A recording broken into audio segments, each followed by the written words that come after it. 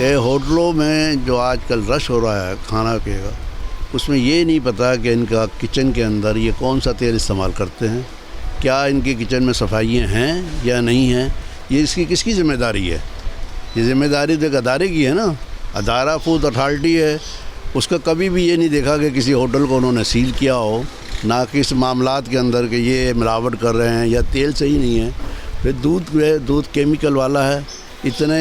باڑے نہیں ہیں جتنی دکانیں دودھ کی کھلی ہوئی ہیں، اور دودھ پانی کی طرح ہے مطلب۔ اب یہ فوڈ اتھارٹی ادارے کو سوچنا چاہیے عوام کی صحت کے لیے کہ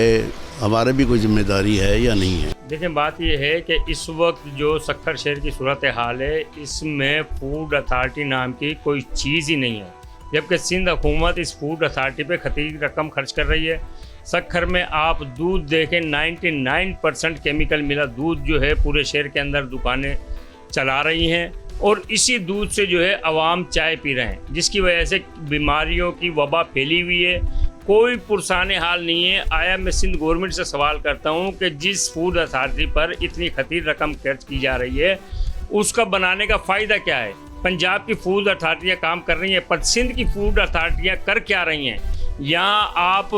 دودھ کے علاوہ بہت ساری چیزیں لے لیں، آپ گوشت لے لیں، میٹ لے لیں، اس کے اندر کیا حال ہے، آپ مرغی لے لیں، اس کے اندر کیا حال ہے، آپ جو کھانے کی چیزیں جو کہ ان چیزوں سے پاک ہونی چاہیے، جو مضر صحت سے بچنا چاہیے، جو وہ ساری مضر صحت پورے شہر کے اندر ہیں۔ میں ارباب اختیار سے گزارش کروں گا کہ خدا را اس فوڈ اتھارٹی کو سکھر شہر کے اندر سندھ کے اندر فعال کیا جائے، تاکہ عوام جو پس رہی ہے اس چکی کے اندر، جو کہ 2 نمبر چیزیں ہمارے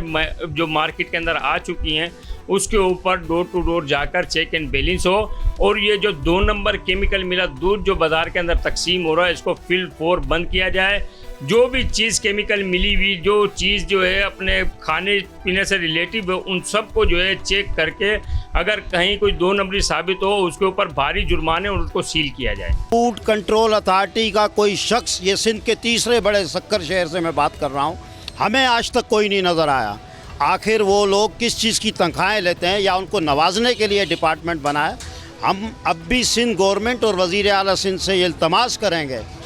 آپ کے چینل کے توسط سے کہ خدا را آپ فوڈ کنٹرول اتھارٹی بنانے کے بعد اس کو جگانے کا بھی اہتمام کریں، تاکہ جو لوگوں کے اندر ایک بیماریوں